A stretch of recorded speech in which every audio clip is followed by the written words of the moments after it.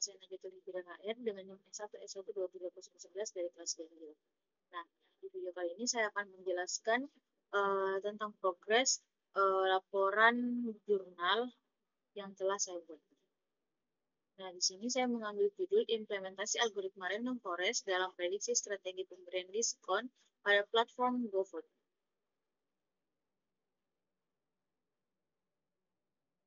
Yang melatar belakangi di mana era globalisasi yang diikuti dengan perkembangan ilmu pengetahuan dan teknologi menggambarkan kemajuan peradaban. Ilmu pengetahuan dan teknologi merupakan hal yang esensial, yaitu kunci utama pembangunan ekonomi negara dan menjadi kekuatan yang signifikan dalam persaingan global. Hal ini menuntut kemampuan negara dan masyarakat untuk merespon perubahan ke arah yang lebih praktis. Kehadiran ekonomi digital menjawab tantangan di sektor ekonomi mikro dalam penciptaan perusahaan yang bersaing memperebutkan pasar global, seperti yang telah disebutkan aspek digital dalam ekonomi global semakin meningkat. Nah, GoFood sebagai salah satu layanan pesan antar makanan dalam ekosistem Gojek telah menjadi bagian penting dalam gaya hidup masyarakat urban Indonesia. Dengan pertumbuhan pesat pengguna dan mitra UMKM, GoFood terus berupaya mempertahankan dominasinya di tengah persaingan ketat dengan platform serupa. Salah satu strategi yang secara konsisten digunakan dalam pemberian diskon dan promo, baik dalam bentuk potongan harga langsung, gratis ongkir, maupun paket hemat. Strategi ini terbukti efektif dalam meningkatkan jumlah transaksi dalam jangka pendek, tetapi menjadi tantangan tersendiri ketika berbicara tentang efektivitas biaya dan loyalitas pengguna dalam jangka panjang. Nah, menurut laporan Data Indonesia ID yang merujuk pada survei Kemenkop UKM dan Kata Data pada tahun 2022, GoFood merupakan platform yang paling banyak digunakan oleh pelaku UMKM kuliner di Indonesia, yakni mencapai 64,9% pengguna aktif. Sementara itu, laporan tahun GoTo pada tahun 2021 mengungkapkan bahwa promosi dan diskon masih menjadi salah satu alokasi anggaran terbesar dalam operasional GoFood. Fakta ini mengindikasikan bahwa strategi diskon memegang peranan vital dalam menjaga performa bisnis, tetapi juga menyiratkan potensi kerugian apabila tidak diarahkan dengan tepat sasaran. Permasalahan yang muncul adalah bagaimana menentukan pengguna mana yang layak dan berpotensi tinggi merespon promo diskon dengan efektif. Jika semua pengguna diberikan diskon secara merata tanpa analisis perilaku, maka anggaran promosi dapat terbuang sia-sia, terutama untuk pelanggan yang tetap akan bertransaksi meskipun tanpa diskon, atau sebaliknya yang tidak tertarik meskipun diberi potongan harga. Maka dari itu, diperlukan pendekatan analisis yang berbasis data historis guna memetakan perilaku pelanggan secara lebih akurat dan terstruktur. Dewan Pustaka di mana implementasi menurut McLaughlin dan Schubert yang dikutip oleh Nurdin dan Basinurin dalam Ina Mangdela dan kawan-kawan pada tahun 2020 menyebutkan pengertian implementasi merupakan aktivitas yang paling menyesuaikan. Implementasi merupakan sistem rekayasa. Pengertian-pengertian tersebut memperhatikan bahwa kata implementasi bermuara pada aktivitas adanya aksi, tindakan, atau mekanisme atau dalam sistem. Ungkapan mekanisme mengandung arti bahwa implementasi bukan sekedar aktivitas tetapi juga suatu kegiatan yang terencana dan dilakukan secara bersungguh-sungguh berdasarkan acuan norma tertentu untuk mencapai tujuan dari kegiatan. Nah, adapun data mining. Data mining adalah proses menganalisa data dari perspektif yang berbeda dan menyimpulkannya menjadi informasi-informasi penting yang dapat dipakai untuk meningkatkan keuntungan, memperkecil biaya pengeluaran, dan bahkan keduanya. Secara teknis, data mining dapat disebut sebagai proses untuk menemukan korelasi atau pola dari ratusan atau ribuan field dari sebuah relasi database yang besar, menurut Angga Ginanjar Mahfud pada tahun 2012. Nah, algoritma random forest adalah metode ensemble dari design tree. Random forest menggabungkan kesederhanaan decision tree dengan fleksibel, menghasilkan peningkatan besar pada akurasi. Random forest menggunakan teknik bootstrap, uncrating, atau banking dengan membuat dataset bootstrapped untuk mengurangi varian dalam kumpulan noise. Data yang aggregating dengan melakukan voting pada hasil terbanyak. Dataset bootstrap akan melatih setiap model decision tree secara paralel. Hasil yang bervariasi dari setiap model decision tree akan dilakukan voting dan jumlah terbanyak akan menjadi hasil akhir. Random Forest pertama kali diperkenalkan oleh Leo Breiman pada tahun 2001. RF atau Random Forest merupakan salah satu metode yang dapat meningkatkan hasil akurasi dalam membangkitkan atribut untuk setiap node yang dilakukan secara kasar. RF ini terdiri dari sekumpulan decision tree di mana kumpulan pohon keputusan ini digunakan untuk mengklasifikasikan data ke suatu kelas. Pohon keputusan dibuat dengan menentukan node akar dan berakhir dengan node daun untuk mendapatkan hasil akhir menurut Hu, Debbie dan Rahman pada tahun 2020. Adapun prediksi merupakan sebuah proses sistematis dalam melakukan perkiraan tentang kemungkinan terjadinya sesuatu di masa depan berdasarkan informasi dari masa lalu, dan saat ini tujuan prediksi adalah untuk mengurangi kesalahan atau perbedaan antara apa yang diprediksi dengan apa yang benar-benar terjadi. Prediksi tidak selalu memberikan jawaban yang pasti mengenai kejadian di masa depan, melainkan berusaha untuk mendapatkan jawaban yang paling dekat mungkin dengan apa yang akan terjadi menurut Sri Sulistiyowati pada tahun 2021. Nah, strategi menurut para ahli yang ditemukan oleh Freddy Rangkuti adalah alat untuk mendapatkan tujuan, sedangkan menurut Hamil dan Prahat, strategi adalah tindakan yang bersifat inkremental, senantiasa meningkat, dan terus-menerus dan dilakukan berdasarkan sudut pandang tentang apa yang diharapkan oleh pelanggan di masa depan. Richard L. mendefinisikan strategi secara eksplisit, yaitu rencana tindakan yang menerangkan tentang alokasi sumber daya serta berbagai aktivitas untuk menghadapi lingkungan, memperoleh keunggulan bersaing, dan mencapai tujuan perusahaan. Adapun metode penelitian di sini terdiri dari beberapa tahapan, yaitu di mana kita memulai, terus kita mengumpulkan data collection,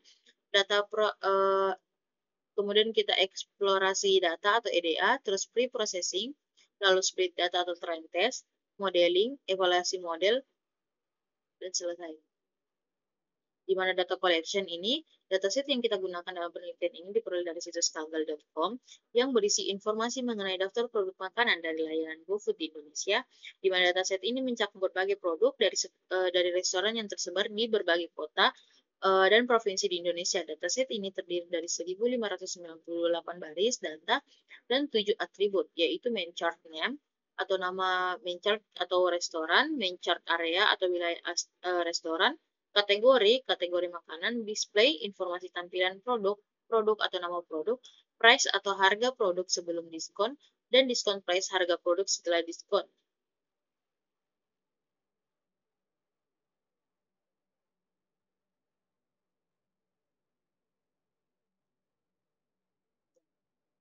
Untuk eksplorasi data atau EDA, pada tahap ini dilakukan eksplorasi data analis terhadap data GoFood yang diperoleh dari platform Kaggle. EDA bertujuan untuk memahami karakteristik, distribusi, serta potensi permasalahan dalam data, seperti nilai yang hilang, outlier, atau inkonsistensi antar atribut. Analisis ini penting sebagai dasar dalam menyusun strategi pemberian diskon yang efektif, terutama dalam memahami hubungan antar fitur-fitur seperti harga awal, kategori makanan, dan wilayah mencar terhadap kemungkinan adanya diskon.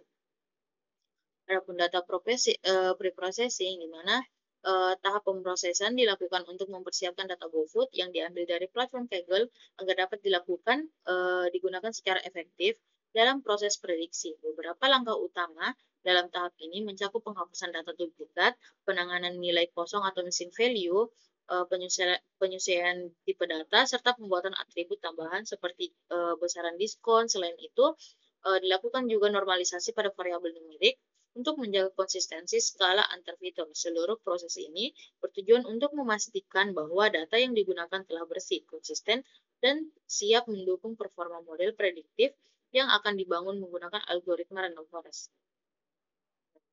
Untuk split data, di mana di sini dilakukan untuk membagi dua dataset.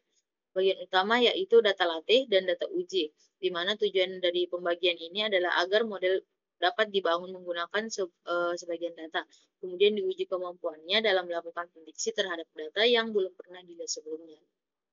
Nah, Untuk prediksi, di mana kita melakukan menggunakan algoritma random forest, yaitu metode ensemble yang membangun sejumlah pohon-pohon keputusan yang menggabungkan hasil untuk menghasilkan prediksi yang lebih akurat dan stabil. Algoritma ini efektif dalam menangani data dengan banyak fitur dan mampu mengurangi risiko overfitting. Dalam penelitian ini, random forest digunakan untuk memprediksi kemungkinan pemberian diskon berdasarkan informasi produk, harga, dan karakteristik main chart pada platform GoFood. Nah, evaluasi model di mana merupakan tahap terakhir dalam proses implementasi algoritma random forest yang bertujuan untuk mengukur kinerja model dalam memprediksi strategi pemberian diskon berdasarkan data historis yang tersedia. Evaluasi dilakukan dengan membandingkan hasil prediksi model tahap label yang telah diketahui pada data uji. Langkah ini penting untuk menilai sejauh mana sih model dapat digunakan secara andal dalam konteks sistem rekomendasi diskon pada platform GoFood. Nah, di sini untuk confusion matrix-nya, di sini diskon kita 1 untuk TP. Nah, untuk tidak diskon kita menggunakan angka 0.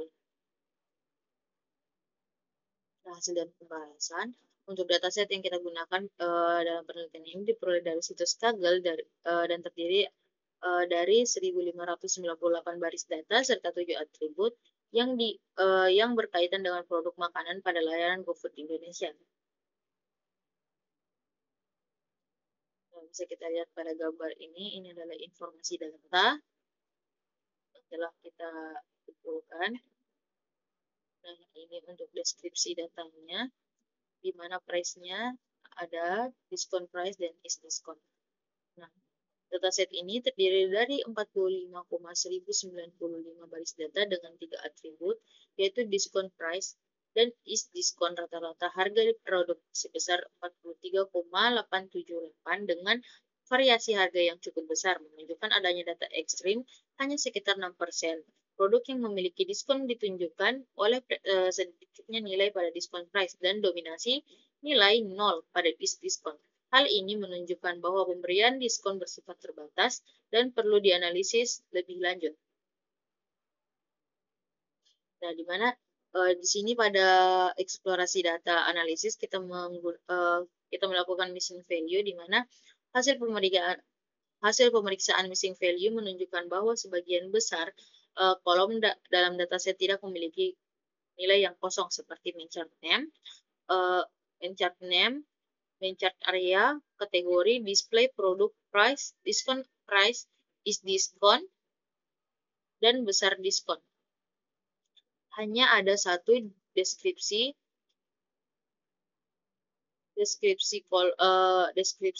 yang memiliki 1162 nilai kosong. Hal ini menunjukkan bahwa data memiliki kualitas yang baik dan sebagian besar sudah bersih, sehingga dapat langsung kita gunakan untuk proses analisis tanpa perlu banyak penanganan terhadap data yang hilang. Distribusi variabel harga dan diskon.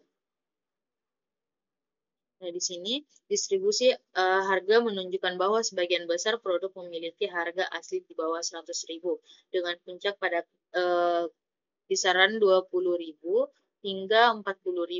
Setelah diskon, mayoritas harga berada di bawah 50.000.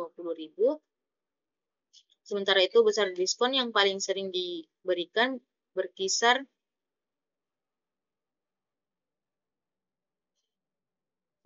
antara 10.000 hingga 30.000 ketika distribusi menunjukkan pola condong ke kanan, menandakan hanya sedikit produk yang memiliki harga atau diskon dalam jumlah yang besar.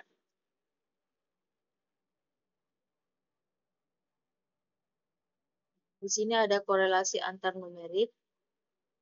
Kita lihat di codingannya. Ini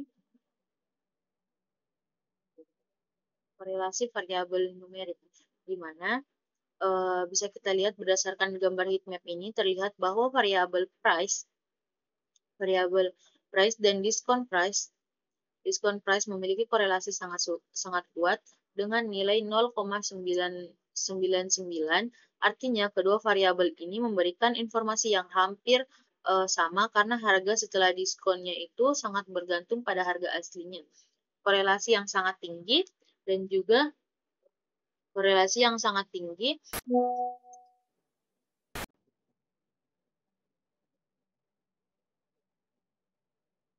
Korelasi yang sangat tinggi seperti ini dapat menyebabkan multikolorialitas jika digunakan bersamaan dengan pemodelan, sehingga salah satu variabel sebaiknya dihapus agar model lebih stabil dan akurat.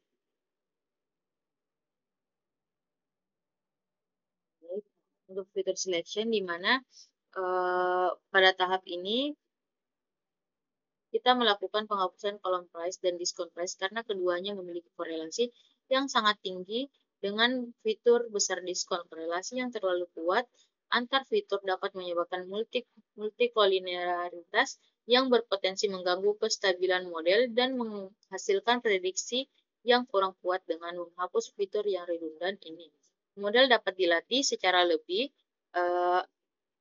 efisien dan lebih fokus pada fitur yang benar-benar relevan. Selanjutnya, encoding fitur kategori, di mana pada tahap encoding ini, fitur kategori diubah menjadi format numerik menggunakan one-hot encoding dengan PDG dummies. Kolom is diskon dikecualikan karena merupakan target menggunakan draw first sama dengan true bertujuan untuk menghindari redundansi antar kategori dan mencegah dummy variabel trap. Selanjutnya kita melakukan split data di mana kita mengambil data latihnya atau data training sebesar 80% dan data uji atau testing sebesar 20%. Nah, selanjutnya pemodelan algoritma. Pada tahap pemodelan ini dilakukan inisiasi beberapa algoritma machine learning. Salah satunya adalah random forest. Model random forest classifier digunakan dengan parameter max depth dengan 5 untuk membatasi kedalaman pohon n estimate 100 sebagai jumlah pohon dalam ensemble serta class weight bracket agar model dapat menangani data target yang tidak seimbang. Parameter random state 42 ditetapkan untuk memastikan hasil yang konsisten. Model ini dimasukkan ke dalam dictionary model bersama dengan model lain seperti logistic regression dan XGBoost dalam keperluan evaluasi dan pembagian performa di tahap selanjutnya.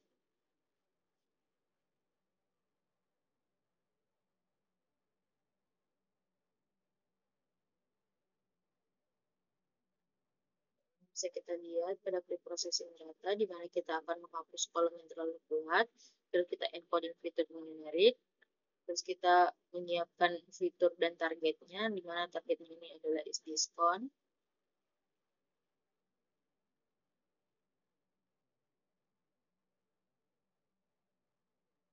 Nah, di sini kita melakukan split data, di mana split datanya 80% untuk data train dan 20% untuk data testnya. Selanjutnya kita model random forest, di mana kita mengambil 3 model, inisialisasi model. Kita mengambil 3 model yaitu random forest, logistic regression, dan XGBoost, di mana kita akan membandingkan hasil akurasinya. Selanjutnya di sini kita mengevaluasi model, di mana bisa kita lihat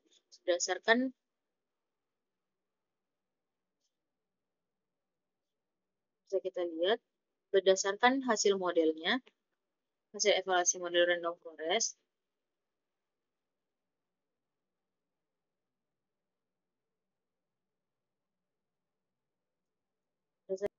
kita memperoleh nilai akurasi sebesar 0,9750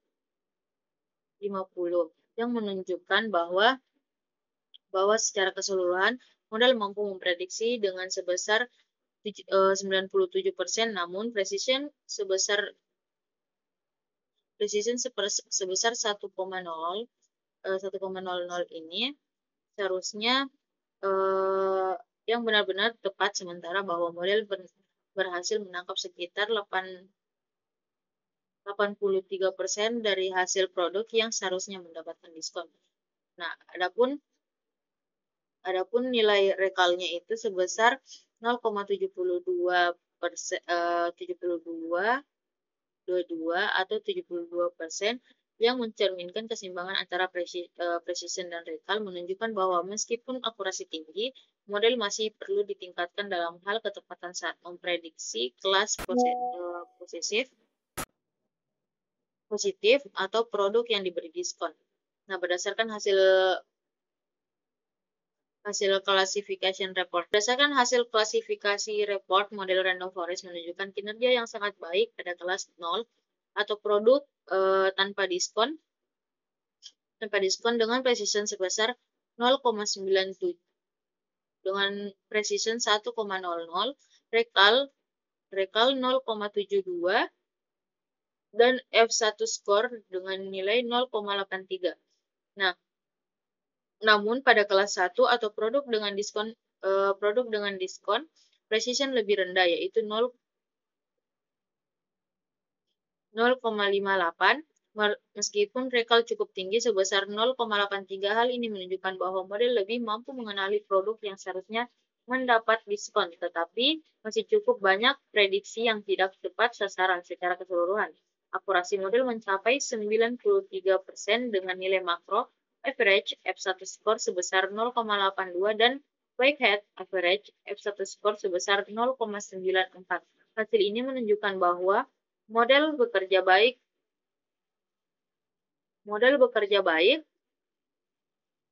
Hasil ini menunjukkan model bekerja baik dengan secara umum meskipun performa pada kelas minoritas masih dapat ditingkatkan.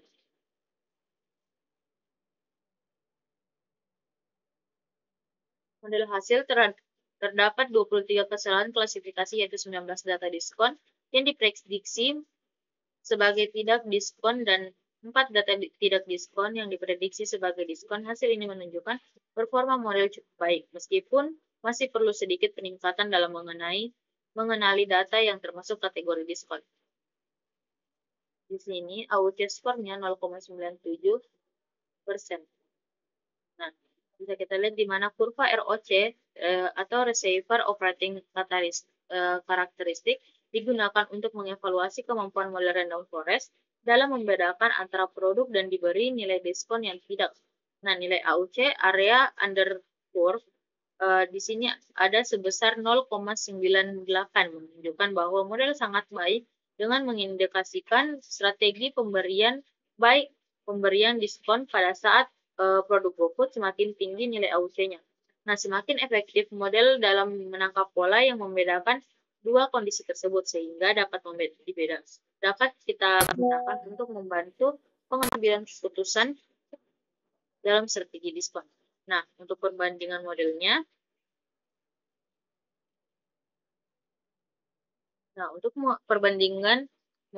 di sini kita menggunakan perbandingan confusion matrix, di mana berdasarkan hasil confusion matrix yang ditampilkan ketika model yaitu random forest, XGBoost, dan logistic regression menunjukkan performa klasifikasi yang sangat mirip dengan tingkat akurasi yang tinggi. Meskipun demikian, jika ditinjau lebih dalam, model random forest memberikan performa yang lebih seimbang dan stabil dalam mengenali kedua kelas, yaitu diskon dan tidak diskon. Model random forest menghasilkan prediksi yang akurat untuk sebagian besar data dengan jumlah kesalahan klasifikasi yang rendah. Hal ini didukung oleh nilai-nilai evaluasi seperti akurasi, precision, rekal, dan F1 score yang konsisten tinggi, menunjukkan bahwa model tingkat hanya mampu mengenali pola dengan baik, tetapi juga cukup sensitif terhadap kasus-kasus yang masuk dalam kelas diskon, yang biasanya lebih sulit diprediksi. Sementara itu, model XGBoost dan logistic regression juga menunjukkan kinerja yang baik, namun tidak memberikan keunggulan signifikan dibandingkan random forest dalam beberapa kasus. Model logistic regression cenderung memiliki keterbatasan dalam menangani data dan kompleks atau non-linear, sementara XGBoost kadang memerlukan penyetelan parameter yang lebih hati-hati. Nah, di mana bisa kita lihat di sini, data hasil evaluasi model random forest memperoleh akurasi 93%, rekal tinggi atau 0,83, namun precision rendah 0,5769. Artinya, model cukup baik mendeteksi produk diskon meskipun masih sering salah prediksi. Logistic regression menghasilkan akurasi tertinggi 97,5% dan precision sempurna 1,0, namun rekalnya hanya 0,72. Sehingga tidak semua diskon terdeteksi. Sementara itu, XGBoost menunjukkan performa paling seimbang dengan akurasi 96,17%, precision 0,8974, dan F1 score terbaik setelah logistic regression. Secara keseluruhan, XGBoost cocok jika dibutuhkan model yang stabil dan seimbang, sedangkan random forest unggul dalam sensitivitas dan logistic regression dalam ketepatan. Untuk kesimpulannya, Model random forest di sini terbukti efektif dalam memprediksi strategi pemberian diskon pada platform GoFood. Dengan akurasi sebesar 93%, model ini mampu menangkap pola dari fitur-fitur data seperti harga, kategori makanan, dan wilayah merchant. Namun, meskipun recall tinggi, precision pada prediksi produk diskon paling masih rendah, menunjukkan bahwa model masih sering salah dalam mengklasifikasikan produk sebagai diskon, padahal tidak. Hal ini dapat menimbulkan pemborosan anggaran promosi jika ditetapkan langsung tanpa penyempurnaan lebih lanjut. Nah, untuk saran dari peneliti, untuk meningkatkan pemahaman model di masa mendatang, disarankan agar penelitian selanjutnya mempertimbangkan penambahan fitur-fitur perilaku pengguna seperti frekuensi pembelian, riwayat respon terhadap diskon, atau waktu transaksi. Selain itu, perlu dilakukan eksplorasi terhadap algoritma lain seperti XGBoost atau penyetelan hyperparameter lebih lanjut agar diperoleh keseimbangan yang lebih baik antara precision dan recall. Penanganan ketidakseimbangan data juga seperti penting agar model tidak hanya akurat, tetapi juga adil dalam memprediksi kelas minoritas, yaitu produk yang diberi diskon. Mungkin cukup sekian penjelasan dari saya, kurang lebihnya mohon dimaafkan. Wabillahi taufiq wal hidayah. Wassalamualaikum warahmatullahi wabarakatuh.